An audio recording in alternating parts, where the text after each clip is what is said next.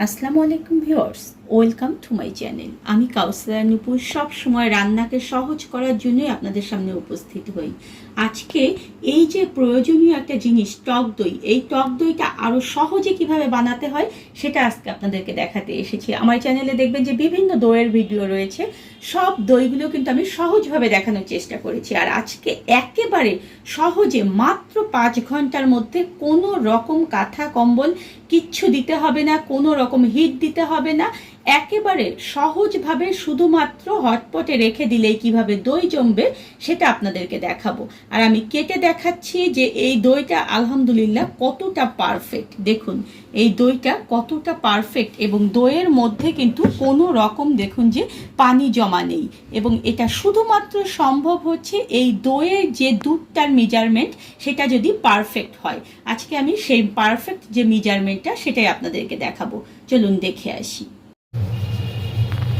টক দই করার জন্য এখানে আমি 2 লিটার পরিমাণ দুধ নিয়েছি। অবশ্যই চেষ্টা করবেন দুধটা যেন গাভীর দুধ হয়, এবং যদি প্যাকেট দুধ নেন তাহলে যেন দুধটা অবশ্যই ফুল ফ্যাট যুক্ত দুধ হয়। এখন এই দুধটাকে আমি গরম করে 1.5 লিটার পরিমাণ করে নেব। দুধটা জাল করে আমি 1.5 লিটার পরিমাণ করে নিয়েছি। এখন এই দুধটাকে এইভাবে নেড়ে চেড়ে আমি ঠান্ডা করব। আর ঠান্ডাটা আমি ততক্ষণ করব যেখানে আমার আঙুলটা ডুবিয়ে আমি 10 সেকেন্ড পর্যন্ত রাখতে পারবো, তার চেয়ে বেশি রাখতে পারবো না। আমি আপনাদেরকে আবার বলছি, দুধটা আমি ততটা ঠান্ডা করব যেখানে আমার একটা আঙুল ডুবিয়ে আমি 10 সেকেন্ড পর্যন্ত রাখতে পারবো, তার চেয়ে বেশি রাখতে পারবো না। দুধটা নেড়ে চেড়ে দেখুন যে আমি ঠান্ডা করেছি। আমি দেখিয়ে দিচ্ছি, ঠিক আমার আঙুলটা দেখুন যে আমি ডুবিয়ে রেখেছি। আমি গরম অনুভব করছি, কিন্তু খুব বেশিক্ষণ কিন্তু আমি আঙুলটাকে রাখতে পারলাম না। এখন আমি 5 টেবিল চামচ পরিমাণ টক দই দেখুন যে এভাবে ছাকনার উপর রেখেছিলাম পানি ঝরানোর জন্য, সেটাকে আমি এখানে দিয়ে দিচ্ছি। আর একটা ডাল ঘুটনি দিয়ে ভালো করে আমি দুধটাকে ঘুটে দেবো। এখন দেখুন যে আমি একটা হটপট নিয়েছি, আর হটপটটা কিন্তু অবশ্যই ভালো মতো ধুয়ে মুছে নিতে হবে যাতে করে এর মধ্যে কোনো পানি না থাকে। এখন আমার যে দুধটা আমি প্রিপেয়ার করে নিয়েছি দইয়ের জন্য, সেই দুধটাকে একটু উপর থেকে ঢালবেন যাতে করে এখানে ফেনা সৃষ্টি হয়। দেখুন আমি দুধটা ঢালছি, এখানে কিন্তু ফেনা হচ্ছে।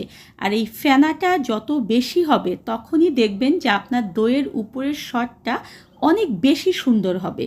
এই ঢাকনাটাকে দিয়ে আমি হটপটটাকে ভালো মতো বন্ধ করে দিচ্ছি।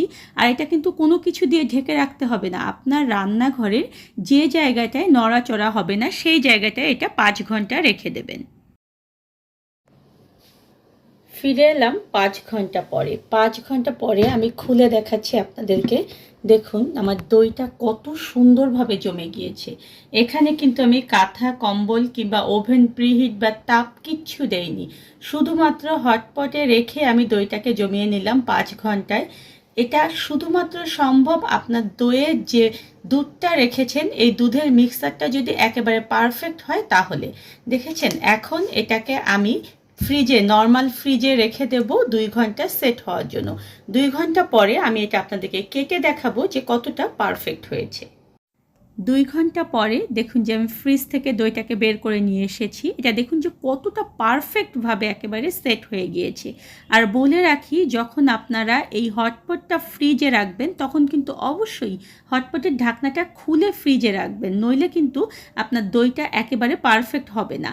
আর এখন আমি আপনাদেরকে কেটে দেখাচ্ছি যে এটা কতটা পারফেক্ট। দেখুন এই দইটা আলহামদুলিল্লাহ কতটা পারফেক্ট।